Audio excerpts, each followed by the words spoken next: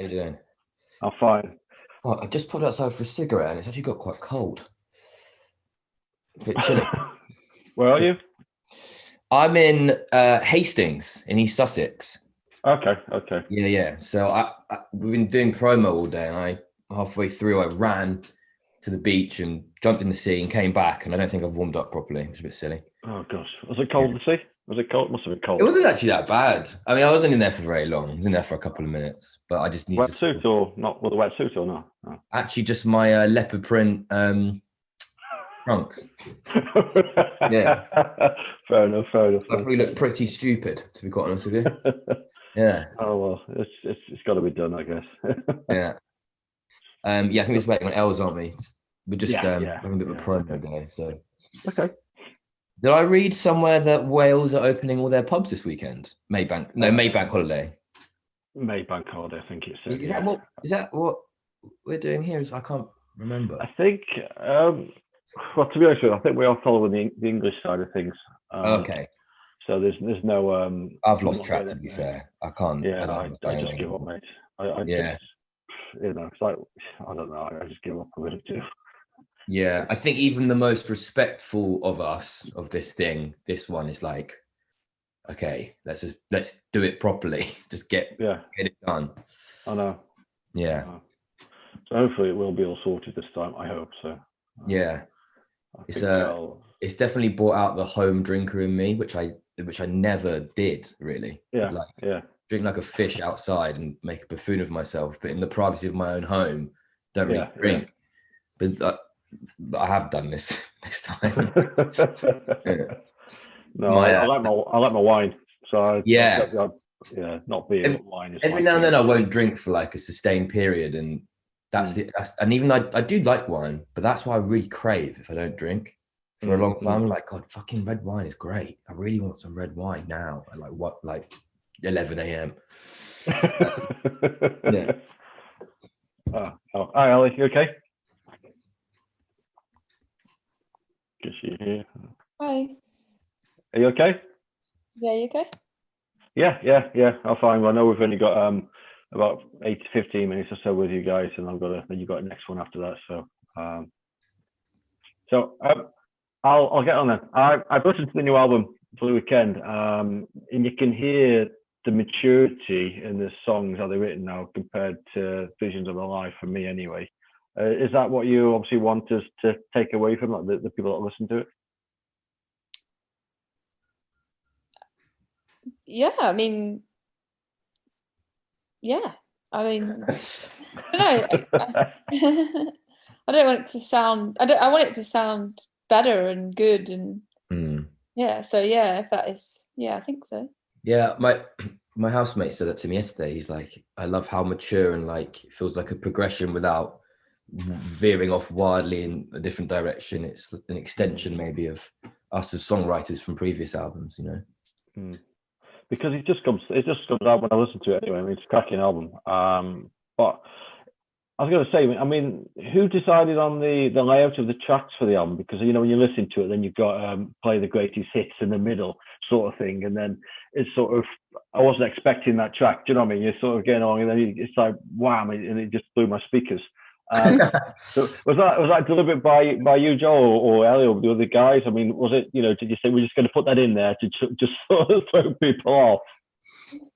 No, I feel like we spent quite a long time deliberating Yeah.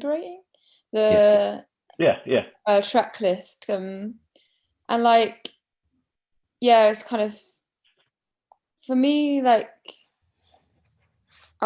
Yeah, obviously that song just does come out a bit out of nowhere, but also just it's kind of matches the theme of that song lyrically, like a hectic night out that like, it says like if the fast life is fast, then why does it creep? Which actually doesn't make sense. You'd creep in, but it like comes out of nowhere kind of thing. Yeah. And yeah, and then you've got like a more kind of subdued kind of pensive songs afterwards, almost as if like you go out and then you have a hangover and you overthink everything you just did kind of thing. So even though dynamically it might jump up and down a bit, it is all very like kind of thought out. Right, okay. But yeah, I think, did you not guys, you go away to some sort of Airbnb to write all the music for this album? Is that right, what you did initially? It wasn't to write all the music, but it was kind of us getting back into the swing of things. Okay. We had a bit of time off, but from the last shows we played before we started writing, and I think it was just a nice excuse to go away somewhere pretty and hang out with each other. And we set our instruments up in the house, and yeah, it was just like a fun little getaway to like kind of kickstart the process. Because you were just constantly touring, weren't you? And it must have proved hard not to be able to write at all. So yeah, and I mean, Ellie's written things like Yup Film was written on the road, and there it has happened, but it's not really probably where we're not one of these bands that like jams the next album out and sound checks and then puts it out as soon as we get back. It's, people have said in other interviews, like, you kind of have to go and live a bit and let life happen to you before we'll end up with more songs. But I have to say though, you know, when you do listen to your music or see you guys in concert, you always get your money's worth. Do you know what I mean? Which is what you want. You know, you go to see some band and it's like, okay, but when you watch War Palace or listen to your music, you know you're going to get that VIP treatment. Let's just say, and obviously that's impactful. So you must, when you write the music or you play the, you know, record the music in the studio, you must yearn for that, you know, to what we want to listen to, but then also to perform live. You know, you must get that feedback from the audience. Yeah, there isn't anything really like it when you come off from a good gig, and it's just been something like audience and band working together for the end result to be really good, you know. We always kind of go on tour and think like, oh, we need to write a really fast like punk album next one, and we tend to finish tour a bit sleepy and write beautiful music and then have to go back on tour again and think, oh, we should definitely do that punk album next, you know. Yeah, but I guess, you know, we've spent so much time on the road, more time than we've spent a lot of time in studios, but we've been lucky to, you know, tour the world and meet great people while doing it.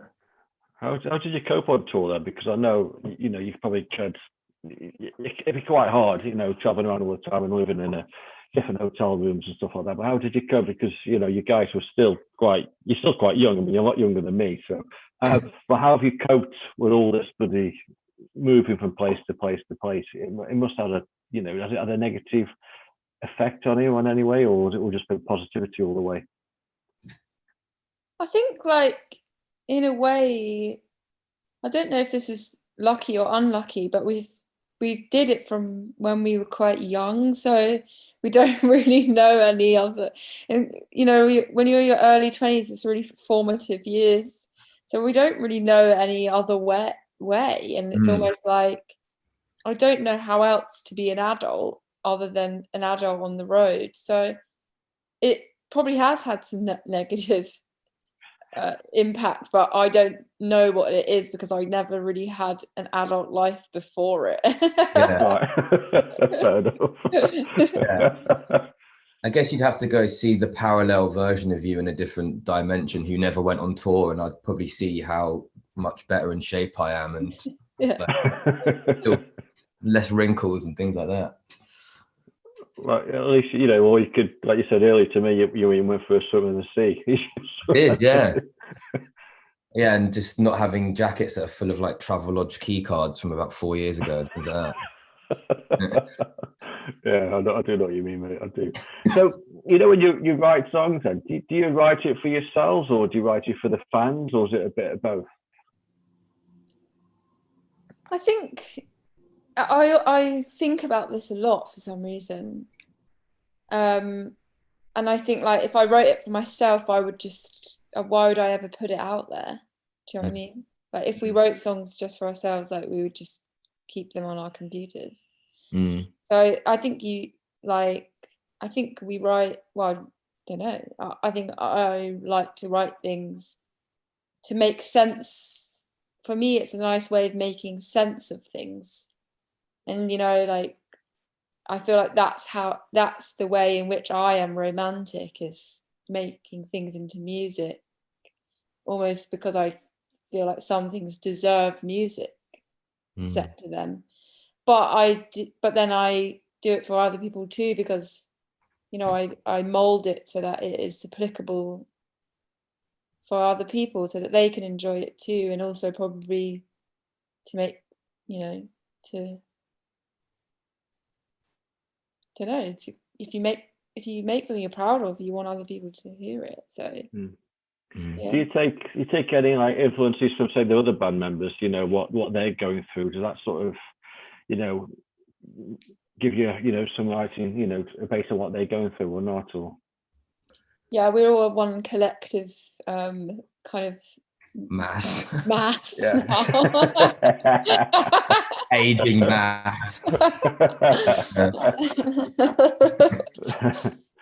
Well, I know you asked because I know, like you said, what you mentioned about what you were going through, you can be quite personable to yourself, but I know that some artists sort of do it to what's relatable to them or those that are close to them, and they get to witness it, and they put pen to paper and then obviously write a song about it. So, maybe you could write a song about Joel going into the sea and his leopard print pants, not underpants. Yeah. Yeah, and then you missed that bit of the conversation, Ellie. I thinking something strange is going on between me and Carl. Yeah. So, I mean, I'm going to say, what have you been up to? I mean, I know you've been through a lockdown. What's kept you sort of going? I mean, obviously you've not been touring for the last, is it nearly 2 years now since you last toured? I know you've obviously held the album, but what's kept you going for the last, say, 12, 13, 14 months? Sorry. Well, you're much more interesting than I am. That is true. Make sure that's in the article. I will. We all kind of like put roots down somewhat after the last tour in different places respectively. So where I live, I've just been like walking about and like seeing all those things where I'm like, oh, I should actually go see that thing because I can today, rather than be like, oh, I need to go to, we're on tour or whatever. So that's been really nice to actually kind of experience the place I moved to, and just I've just been walking around in like circles for like months. Maybe I'm not more interesting than Ellie, actually. No, you've built lots of like a space for you to make music. You've learned how to do fishing. You've made some new friends. Maybe I am more interesting than Ellie. We've got a little studio space now for the mass of the band to come down and do some new demos and things. And and I've caught a sea bass in the last 6 months. That's quite nice. Oh wow, okay. And what about you, Ellie? You've got to have done something. I mean, gosh, you've not just been sat there. No, I mean, not really. Like I was saying to Joel earlier, like I've not felt particularly creative. My mind is like, I found making the album, like I really put in, like I had nothing left to give for anything else really, but I found lots of comfort in, I read a lot and I watch a lot of TV, and I've actually really enjoyed that. And like it's been weird, almost, I don't know, like you asked us what it's like, what touring so much does to you, and it's like, well, I'm only kind of just discovering, because it's the first time we've kind of not done it. And like I actually have to learn how to be a normal human being, like and not cook something other than a fried fucking egg.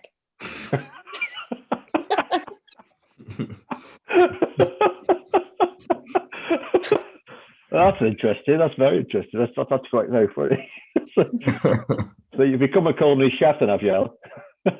No, quite the opposite. Yeah, you can do toast now as well. I can do toast now. Yeah. But maybe you've got some inspiration for some future songs then, surely, through being under this lockdown. Yeah. Yeah, very boring ones. No, I'll wait for the next album. So it won't be a punk one. It's going to be a punk one, is it? You know what? Whatever it is, I listen to it. So thanks.